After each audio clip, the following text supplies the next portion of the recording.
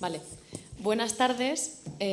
Os agradezco mucho que estéis aquí, que hayáis abarrotado la sala y ojalá que tengáis un fin de semana muy productivo, aunque nosotras nos tengamos que ir en un ratito.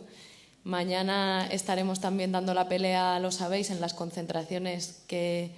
estamos trabajando para visitar las oficinas de gas natural, mañana a las 12. Nosotras lo haremos desde Madrid, pero sé que aquí también lo vais a hacer y que en muchos territorios se está organizando, porque precisamente estos espacios de reflexión sirven también para que podamos dar sentido y entender cosas que hacemos cotidianamente, como esta que vamos a hacer mañana, que son las que dan sentido al hecho de que muchos y muchas pues estemos dejando lo mejor de nosotras, y mucho tiempo y mucho esfuerzo y mucha ilusión en construir Podemos. Mañana vamos porque, como sabéis, pues en nuestro país están vulnerando sistemáticamente el derecho a una vivienda digna y adecuada, y es algo tan sencillo como que queremos que en nuestro país se cumpla la ley, se cumplan los derechos humanos y que no haya nadie sin luz. Lo cuento porque creo que aquí todo el mundo lo sabéis, pero por si acaso alguien no lo sabe, y como están aquí también los compañeros de la prensa, pues que se puedan hacer eco de estas, que seguramente sean las cosas más importantes, más que cualquier otra frase sobre populismo que hoy podamos soltar en el debate o en la exposición. Quería brevemente empezar haciendo un mínimo contexto por una cosa que ha contado José en su exposición, y es que, digamos, con una brocha muy gorda, podríamos decir que los últimos 40 años, desde los años 70, a nivel mundial, y en Europa lo hemos vivido así, ha habido un proceso de ofensiva de las élites contra cada vez más amplias capas de la población, contra los sectores populares y cada vez contra más parte de la población, concentrando ellos cada vez más poder. ¿Eso en qué ha consistido en Europa? Pues en el desmantelamiento de los estados de bienestar, en las privatizaciones, en los procesos de desgaste de la soberanía popular, y eso en Europa lo conocemos bien porque no tenemos ya los países europeos ni siquiera soberanía sobre nuestra moneda. De reparto europeo de la producción pasan cosas que aquí seguro que tenéis también ejemplos, como que en España estamos tirando la leche que producen los productores españoles porque tenemos una cuota láctea que consumir de otros países como Francia y Alemania. Entonces, pues hay productores españoles que no están pudiendo sacar adelante sus negocios porque venden la leche más barata de lo que del dinero que necesitan para producirla. Y esto no tiene una explicación en que nosotros tuviéramos un mal reparto en nuestro país de la producción, sino con que estamos en un sistema europeo que hace un reparto que no necesariamente beneficia a la gente y a los flujos comerciales, sino que es rentable para las grandes empresas y para las grandes multinacionales. Podríamos decir que los sectores financieros, que son los grandes empoderados de todo ese proceso de concentración del poder de las élites y de cada vez más ensañamiento con los sectores populares, esos sectores financieros han sido una suerte de apisonadoras de los espacios de poder, incluso de ocupas de los espacios de poder. Allá donde había instituciones más o menos públicas, más o menos democráticas, que podían funcionar mejor o peor, pero que más o menos eran de todos y de todas, progresivamente han ido o bien destruyéndose o bien siendo ocupadas, aunque sea de una forma velada, por poderosos que nosotros decimos siempre en los medios de comunicación mandan sin presentarse a las elecciones. Porque claro, siguen existiendo los parlamentos en este país, sigue existiendo unas elecciones en las que los ciudadanos y las ciudadanas que han querido han ejercido su derecho al voto y han dicho, pues bueno, tantos diputados de este partido, tantos de este otro y tantos de este otro. Pero luego nos enteramos de que hay unos señores que no se han presentado a las elecciones, que se han reunido con los posibles candidatos a la presidencia del gobierno y les han dicho, como tú te presentes y quieras gobernar con Podemos, entonces te vamos a hacer la vida imposible y vamos a tumbar tu gobierno. Y tenemos toda la maquinaria mediática, política, económica para poder tumbarte si queremos. ¿Es democrático? Pues no, pero podemos hacerlo porque hemos ido conquistando y concentrando espacios de poder que ya no son accesibles al conjunto de la gente, sino que funcionan de manera autónoma a cualquier mecanismo de control democrático. Ese proceso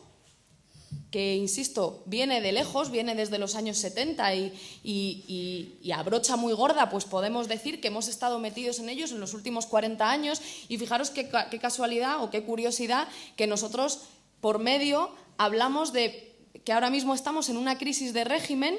de un régimen que se fragua en el año 78 y que se construye con unas esperanzas y con unas expectativas para grandes capas de la población de mejora, justo cuando en Europa se están ya desmantelando buena parte de los elementos que sustentan el estado de bienestar, y no es casual que los gobiernos del Partido Socialista de los años 80 pues sean los que ponen toda la base legal en este país para que se pueda privatizar la sanidad con la Ley 1597, privatizar los servicios públicos, etcétera, siendo que a la vez generaban un gran consenso de ser la formación política del progreso y que traía derechos civiles y que representaba, digamos, el avance hacia una Europa que todavía se miraba con la expectativa de ser esa Europa donde la desigualdad disminuía, donde todos teníamos posibilidad de mejora, y no con lo que ahora se está convirtiendo, que es una Europa en la que cada vez hay más bolsas de exclusión social y donde cada vez son menos los que pueden tomar decisiones sobre sus propias vidas y los que pueden tener una vida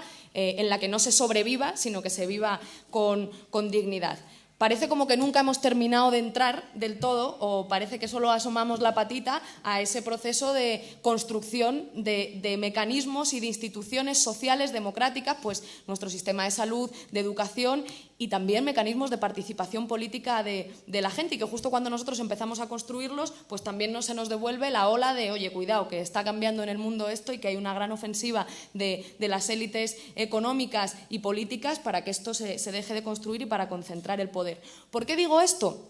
Porque uno de los debates que tenemos en Podemos tiene que ver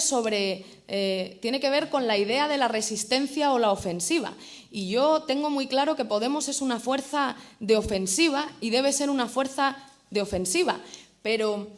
no se me olvida que si llevamos 40 años en los que, sin enterarnos mucho y a veces un poco sin verlas venir, quien ha hecho la ofensiva han sido las élites políticas y económicas, no solo en nuestro país, sino en el conjunto de Europa,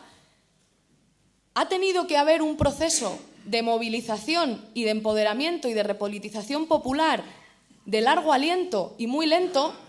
que cada cual califique como quiera, pero que yo creo que ha sido de resistencia frente a la ofensiva de las élites, de resistencia para defender la sanidad pública frente a unas élites que la quieren privatizar, de resistencia para defender una educación pública cuando las élites han buscado privatizarla, lo mismo con los desahucios, lo mismo con la pobreza energética y la pelea por los suministros, y todo ese movimiento de resistencia frente a la ofensiva de las élites es lo que ahora, en mi opinión, nos está permitiendo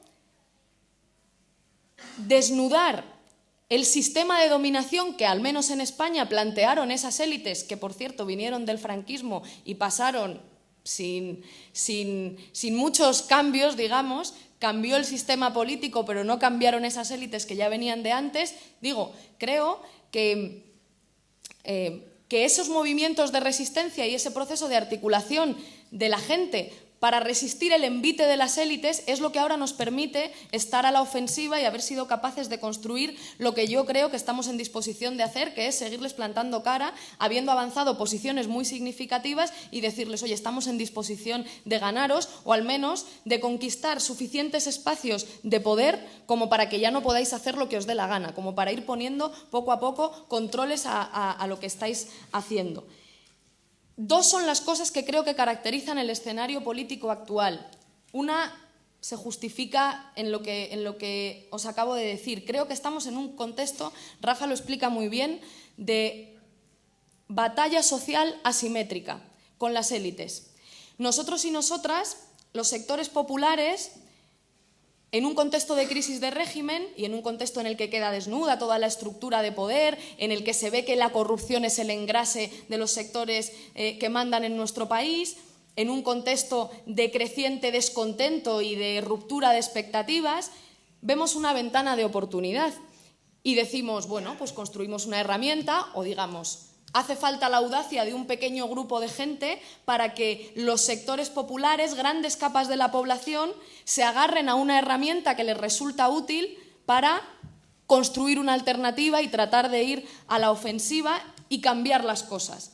En ese proceso nosotros hemos avanzado posiciones. Hace 3 años pues estábamos tratando de paralizar desahucios reuniéndonos en una asociación de vecinos y vecinas y éramos a lo mejor 15 o 20 personas o haciendo reuniones de 50 personas y movilizaciones de miles, pero que a veces eran solo de cientos y parecía que nunca iba a llegar un momento en el que esas peleas fuesen consenso para buena parte de la población. Entonces, digamos, hemos avanzado posiciones. Ahora estamos dentro de un espacio de poder muy importante como son las instituciones del Estado, que los poderosos siempre guardan con mucho celo. Nosotras ahora nos damos cuenta de que incluso estando en las instituciones, si no se gobierna, la capacidad que tenemos de actuar es muy limitada y el ejemplo de la LOMCE de hoy es muy claro. En el Parlamento se aprueba una proposición de ley. Se aprueba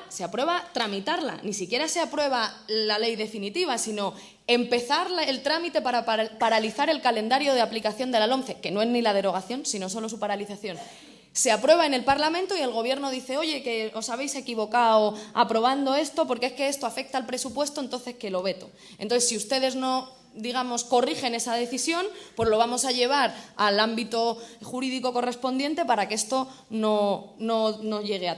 siga tramitándose, ¿no? Para que esto no se pueda llevar a término, aunque la mayoría del Parlamento quiera. Por no irme del hilo, decía que estamos en una situación de conflicto asimétrico con las élites porque en estos 2 últimos años hemos conseguido que los problemas de la gente sean mucho más visibles, entrar en espacios de poder que hasta ahora estaban vetados a los sectores populares y que eran monopolio de los representantes de las élites. Hemos conseguido tener unos niveles o una capacidad, digamos, para situar temas de conversación de la gente corriente en sus espacios cotidianos de vida que antes no teníamos. Ahora es mucho más fácil encontrar personas que al comprar el pan, al ir al supermercado, en el centro de trabajo, hablan de temas y con una información y con una visión de ese tema que hace unos años era impensable. Con los desahucios es muy fácil. Todavía el otro día escuchaba a una diputada de Ciudadanos decir: a mí mi madre me enseñó que si uno no se puede comprar una casa porque no la va a poder pagar, pues no puede vivir por encima de sus posibilidades. Bueno, pues ese cuñadismo de Ciudadanos ya casi solo lo tienen los cuñados de Ciudadanos. Hace 3 años era muy fácil que una persona pensase: si te han desahuciado, algo habrás hecho. Ahora solo los cuñados piensan que si te han desahuciado es porque algo habrás hecho. Lo que piensa normalmente la gente es que ha habido un proceso de especulación con la vivienda que ha privilegiado la vivienda como un bien para enriquecerse unos pocos antes que como un derecho, que es lo que es y lo que debería primar, y por tanto que es injusto que te desahucien sin tener una vivienda. Hemos conquistado muchos espacios, pero todavía los poderosos mandan mucho más y a los hechos nos remitimos. Han tenido que repetir unas elecciones, han tenido que tumbar a un secretario general y destrozar al Partido Socialista, han tenido que hacer una triple alianza alterando todo el sistema y el reparto simbólico de posiciones con el que las élites habían sobrevivido en los últimos años desde que se fragua el régimen del 78 para que nosotros y nosotras no gobernemos, porque ellos sabían que nosotros no podíamos tocar poder si ellos querían seguir manteniendo sus privilegios, que nosotros no podíamos tocar gobierno. Ellos siguen mandando mucho y han conseguido que no gobernemos. Ellos siguen mandando mucho y hasta 6 veces los tribunales han tenido que archivar querellas en los que se decía que nosotros nos financiábamos ilegalmente, que nosotros teníamos relación con dictadores. Luego el rey se va a visitar Arabia Saudí su primera visita institucional es Arabia Saudí y no pasa nada. Y aquí nadie se entera, pero nosotros recibimos ayuda de dictadores sanguinarios. Y los tribunales dicen que no es verdad, pero eso no se convierte en noticia. Inda está sentado en el banquillo por fabricar pruebas falsas contra Pablo Iglesias, pero no sabemos cómo va a terminar eso y posiblemente, si termina condenado, se silencie y todo el mundo seguirá viendo como normal que de repente nos pongan en la portada de un periódico acusándonos de una cosa que 3 meses después se archiva, pero que todo el mundo ya ha podido ver en esa portada y que no requiere de ningún tipo de rectificación. Así que la máquina del fango también han intentado con eso frenar el avance nuestro. Decía, La situación para mí se caracteriza por ese conflicto asimétrico con las élites en el que nosotros hemos avanzado posiciones, pero en el que todavía nos llevan ventaja las élites y en el que los consensos siguen rotos, aunque parezca o aunque intenten parecer que no es así. Tanto los consensos territoriales y que tienen que ver con el modelo de organización territorial, como los consensos sociales, los que tienen que ver con los derechos, con la vida digna, con la vivienda, con la sanidad, con la educación. Todo este rollo para hablar de qué Podemos queremos. Yo creo que lo que necesitamos, y lo decía antes, es un Podemos, tengo aquí anotado, un Podemos a la ofensiva, un Podemos poderoso, un Podemos para ganar. A mí no me gusta mucho eso de un Podemos ganador por dos cosas. La primera, porque yo creo que ganar se hace y no se dice. Y el Podemos ganador es el que gana. Y la segunda, y la más importante, es porque yo creo que quien gana no es Podemos, es la gente. La gente que usa la herramienta Podemos para ganar. Y si alguna vez gana Podemos y con eso no gana la gente, pues habremos hecho un par como unas... Bueno, eso. Por eso digo que creo que necesitamos un Podemos para ganar. Un Podemos a la ofensiva, un Podemos que sea capaz, y por eso hablamos de la construcción de movimiento popular, decimos, un Podemos que entienda que poder es capacidad de decisión sobre la propia vida, sobre la vida colectiva. Poder es capacidad de decisión sobre nuestras propias vidas. Y los espacios de poder en una sociedad son muchos. Y democracia significa que en los espacios de poder decide la gente. Decide la mayoría de la gente, no están vetados, destruidos u ocupados por unas élites económicas o financieras. Pero cuidado, porque el sujeto político del cambio, es decir, quien hace las cosas, no es el partido, no es Podemos, es la gente que usa la herramienta. Que no se nos olvide. Quien hace los cambios no somos los 71 diputados y diputadas que estamos ahora en el Congreso o los que tengáis en la Asamblea de Madrid o de Castilla-La Mancha o de Castilla y León o de Andalucía. Son los millones de personas que nos votan y también los millones de personas que a lo mejor no nos votan ni nos van a votar, pero les apetece construir con nosotros una alternativa de vida. Les apetece construir con nosotros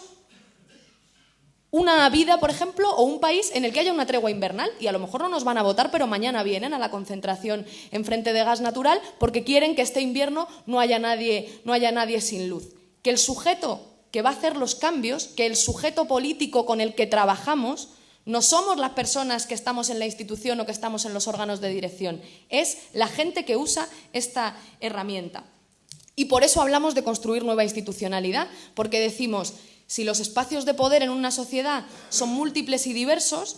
y en muchos casos están destruidos u ocupados por unos usurpadores que son las élites, nosotros vamos a conquistarlos y vamos a construir otros nuevos. ¿Cuáles? Todos aquellos que nos permitan decidir colectivamente sobre nuestra propia vida, que nos permitan, como dice Juanma, construir orden frente al desorden que generan las élites cuando destruyen y usurpan y ocupan los espacios de poder. Si las élites dicen nos vamos a desahuciar sin alternativa habitacional, pues los colectivos de vivienda son instituciones creadoras de orden, porque dicen, oiga, yo estoy defendiendo los derechos humanos, yo estoy garantizando que en este país no se desahucia a nadie sin alternativa habitacional.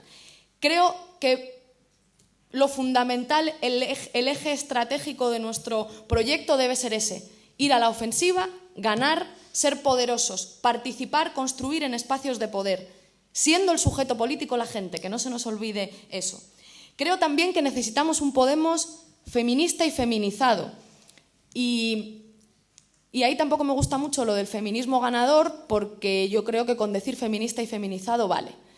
Creo que se trata de poner lo colectivo en el centro, lo común en el centro de nuestras preocupaciones políticas, aquello que nos permite organizar la vida en común. También los cuidados es feminizar. Ser una organización que sea de fiar, que la gente cuando nos vea por la calle, no solo a los que salen en la tele, sino a cualquiera de vosotros y vosotras digan, ese es de fiar, yo con esa persona puedo ir si tengo un problema y me va a ayudar. A lo mejor no lo resolvemos, pero me va a ayudar, va a estar de mi lado. Esa gente es de fiar. Creo que eso también es feminizar. Y también entender que lo político es una actividad creadora y no mecánica y que tiene que tocar la tripa, que tiene que emocionar, que nos tiene que poder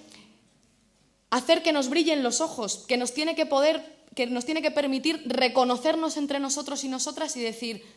joder, algo estamos haciendo bien, algo bonito estamos haciendo con esto, algo productivo, estamos consiguiendo que nuestras vidas mejoren, tiene sentido lo que estamos haciendo. Voy muy rápido para que pueda hablar Pablo, que me estoy enrollando mucho. Creo otra cosa importante al respecto de los objetivos de Podemos, y es que nuestro programa podría resumirse en los derechos humanos. Estamos en un momento en el que están en riesgo los derechos que nuestros antepasados han conquistado con sangre, sudor y lágrimas, con su propia vida. Nuestro programa es la garantía de los derechos humanos y eso, desgraciadamente, va a implicar conflicto. Hay un hombre que se llama Norberto Lipski, que es un gran referente en la defensa de los derechos humanos y los derechos de la infancia, que dice: es imposible construir derechos sin conflicto con los de arriba. Es imposible construir derechos sin conflicto,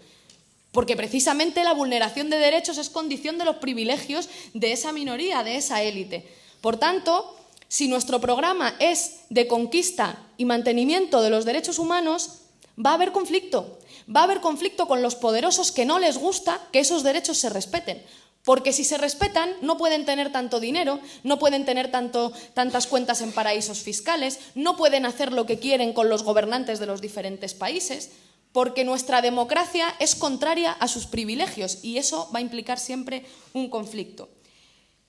Como penúltima idea, un Podemos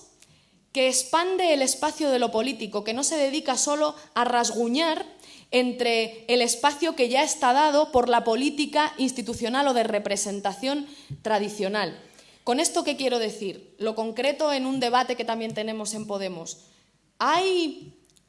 personas que pueden estar desencantadas con la política tradicional, ya sea con el Partido Socialista, con el Partido Popular,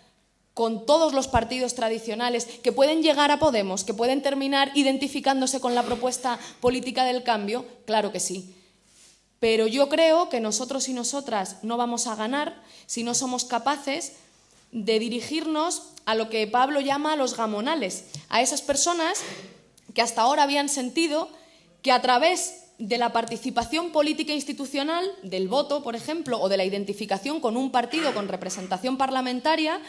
bastaba. A personas que parece que vivían fuera de los márgenes de esa política institucional, pero que tienen mucho que decir sobre cómo se construye vida digna y sobre cómo se construye comunidad. Yo creo que ahí, ampliando,